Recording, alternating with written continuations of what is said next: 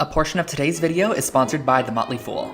As a small business owner, I've always been very cautious with my money just to ensure that I'm not spending it in the wrong places. My brother is somebody who has pushed me to invest in stocks, but I never really knew what that entailed until I found out about The Motley Fool. The Motley Fool Stock Advisor is a subscription stock picking service where members gain access to a library of expert stock recommendations which are carefully aimed at multiplying members' returns. If you're curious about how it works, once a month their legendary stock advisors recommend 2 new stocks to members sent directly to their inbox. And the average return of all stock picks since inception of service is over 500% as of January 2021, which is beating the market by about 5 times. Simply visit fool.com/lonefox to receive a special offer, and I want to thank The Motley Fool for sponsoring this portion of the video. But let's get into these DIY projects. Hi everyone, welcome back to Lone Fox. I hope you guys are having an amazing day. I have yet another DIY video for you. I have just been cranking out the DIYs lately. The first couple weeks of January actually was very in a creative rut. I don't know if you guys have ever gone through that, but I was just not thinking straight. Like I swear to you, I also have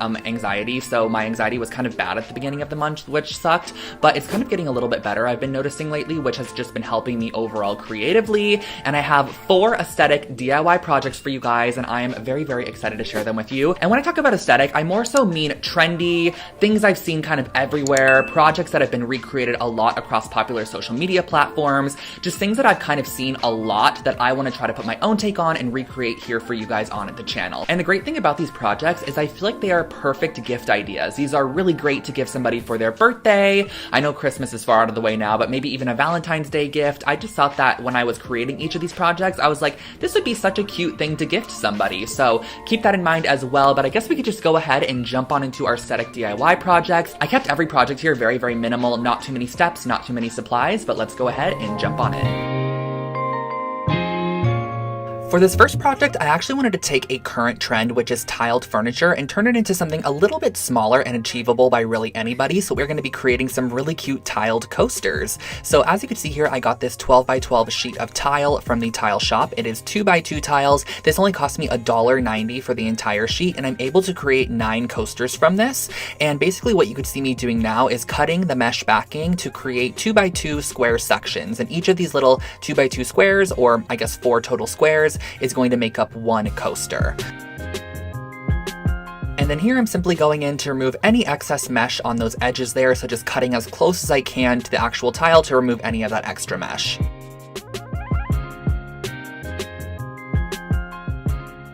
And then I kind of realized that I needed something to put this tile on top of because I didn't want it to crack, and the actual mesh it's on is not sturdy at all. So I ended up hot gluing this down to some cork material, and I wish I had a thinner cork honestly, but this cork was a bit thicker. I got this at the craft store a long time ago and I've had it in my stash. So I just went ahead, I glued the tiles down, and then I used a pair of scissors to cut around the edges, but I highly do suggest actually using an X-Acto knife. It just creates a little bit of a cleaner edge because cork can be a little bit messy, but I did go ahead and back all of my coasters with this cork material just to kind of create a sturdier base, and it also will allow us to then grout them to where they have like a base for the grout to sit on.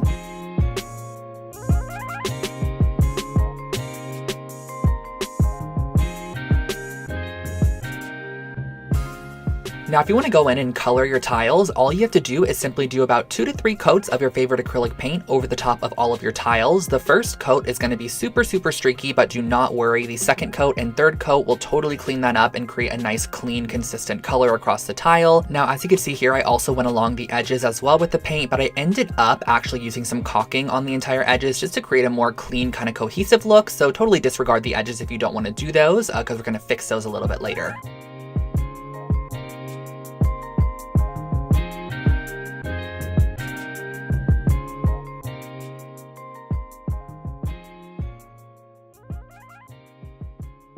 Now, grabbing a hard coat sealant, I'm going to lock in that color by applying 2 generous coats of the hard coat sealant. This is just really honestly going to create like a nice hard scratch resistant coating on top of your paint, so you don't have to worry about that. And then once it is dry, we're going to go in with our grout here. So I got this pre-mixed grout at a flooring store close by. I've had this for a while, and I actually used it on a larger scale project that's coming out in a video in probably February.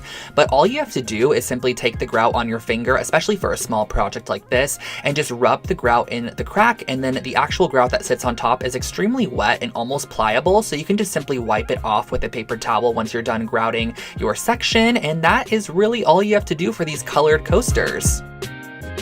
And of course, the white ones were a little bit more simple because all I had to do for these ones was just go in with our grout mixture, kind of press it into the cracks, smooth away any extra, and then wipe off any excess with a damp paper towel to ensure we have a nice clean finish.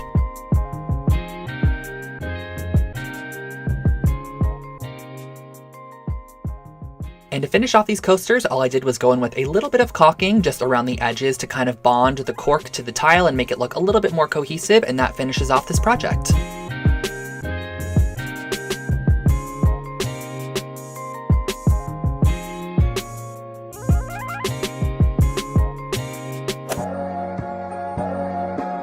This next project, we are going to be using some of these large scale shells, and this is just so cute. I'm going to share with you guys a couple different styles of how to create your very own kind of shell trinket dishes that have a hand painted pattern on them. I just love this idea, and I saw a lot of people actually using these shells as candles, and they were pouring wax on the inside of them, and I thought it was just so cute. But I was like, what if we go ahead and kind of turn these into miniature little trinket dishes? And I thought these would be such a nice gift idea. And I also do feel like shells in general as a shape is kind of a trend right now, so I really wanted to go ahead and use these shells. And then on this first one here, I used some black acrylic paint and almost created this like paint stroke polka dotted pattern. It reminds me almost of like a Dalmatian or just like, you know, a little speckled situation. I think it's really cute though, so I went ahead and I applied all the little black speckles onto this one.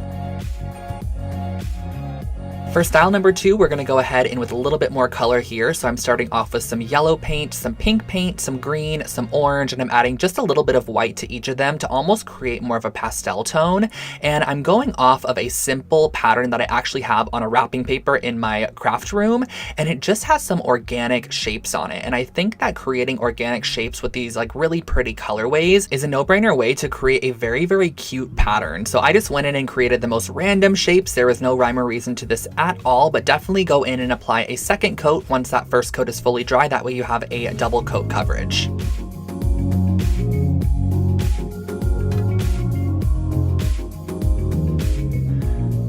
And style number 3, the first part of this was filmed completely out of focus, but I feel like you guys totally understand what I did here. I just went in the crevices of the entire shell and added this peach toned paint, which I think kind of created a more pastel, a little bit lighter and airier feel, which I love as well. And of course, the last step is just going to go in with a hard coat finish, something that has like a little bit of a gloss to it or a sheen just to protect your surface, makes it wipeable. You could put your jewelry in here, add whatever you want, but imagine gifting this to somebody and saying that you hand painted this little shell trinket dish. I think it's such a cute idea. And it's super simple and affordable to recreate as well.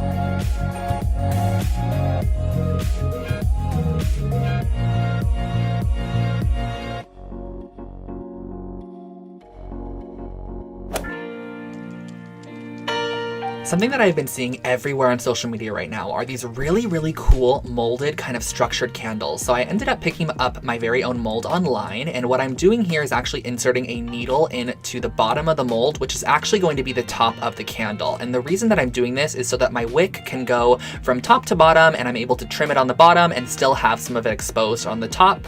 I do feel like these candles are more so just little decorative elements. You wouldn't actually burn something like this, but now that my wick is inserted, we can go ahead and melt down our wax. So I am using some soy wax here, and I heated up some water. I put the wax inside of a little measuring cup, and I'm melting this down, double boiler method, I believe that's what it's called, where the boiling water is essentially going to be melting down the candle wax. Just make sure to stir occasionally and mix up that wax so that it gets fully melted down and dissolved.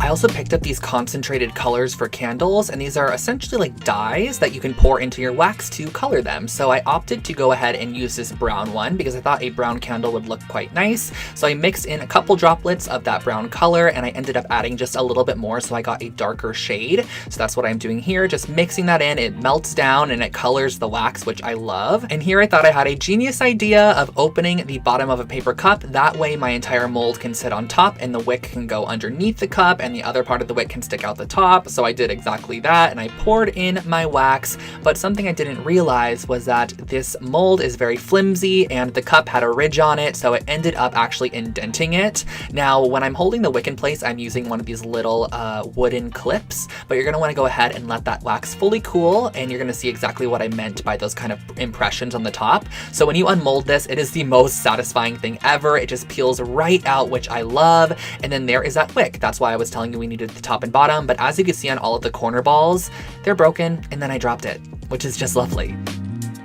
So I wanted to go ahead and do another one. So I remolded up my mold with the little wick in there, and I just left this sit on a flat surface as opposed to on top of the cup, and it actually worked so much better. So after about an hour, I was able to unmold it, and this one is a little bit lighter than the last one, which I love because now I kind of have two different brown toned candles, and honestly, they just turned out so cute. I think these look so expensive, and they only cost a couple of dollars to create.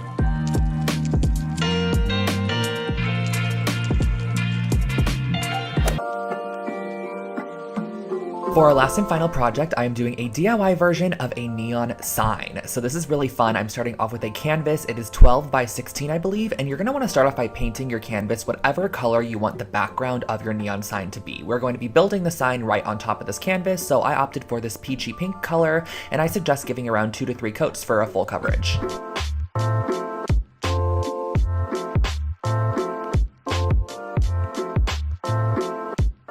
I then went in with a pencil and I just traced out what I wanted my neon sign to say, and I ended up just doing like a very loopy cursive hello because I thought that would be kind of cute with the pink background, and I'm using this red LED strip, which is actually going to be the light up portion of our neon sign. So this is a very kind of thin cable that has a light running through it essentially, and it's very pliable and bendable, and you can also adhere it to any surface. So I'm going to be using some super glue, tracing my pencil line and just tapping down the little thread as I go, and this adheres so quickly and simply, you guys. Like right as the actual LED strip touches that super glue, it's bonded, which is really nice. You do have a couple seconds to kind of peel it up or move it around. However, it just works really great with the super glue. So I went all the way around, went around my cursive word, and I did this. And if you don't have a cursive word, you can actually kind of sew the LED strip in and out of your canvas, if that makes sense, by poking holes, and that's how you can get some more block-like lettering. And next what I'm going to be doing is threading back down my strip underneath the canvas. That way it goes on the back side. This is how you're going to hide any of that extra LED strip, and you could still run it back up through the front in case you want to add more of it, which is exactly what I'm going to be doing. But first, just kind of fixing that letter O and making sure everything is in place.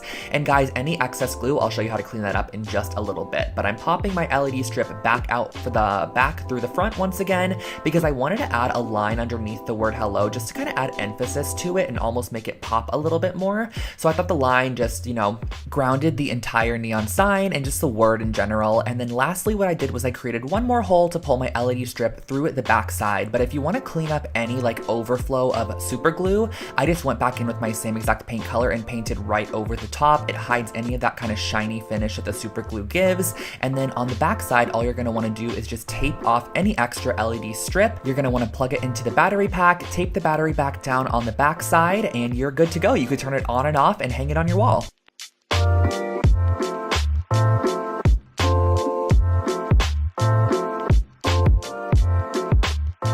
And that, guys, finishes off today's video. I hope that you enjoyed this one. I definitely do feel like these projects are more of a younger demographic if you look at them. However, just keep an open mind because they are great gift ideas. They're perfect for Valentine's Day, and they're also perfect just DIY projects in general that you can totally change up, change the colors of things, change the placement, the finish to kind of match your own interior design style. And maybe you found something in here that you would like to create for your own space, which is my goal in every single video. If you are not already, make sure to subscribe to my channel. I post brand new home decor and DIY content every single week here on Lone Fox, and click that bell icon next to the subscribe button. That way you get notified when I upload brand new videos. And I'm gonna go ahead and let you go for the day. I hope you have a great creative rest of your week, and share with me your projects and DMs over on Instagram. I would love to see, but I'll catch you in the next one. Bye, guys.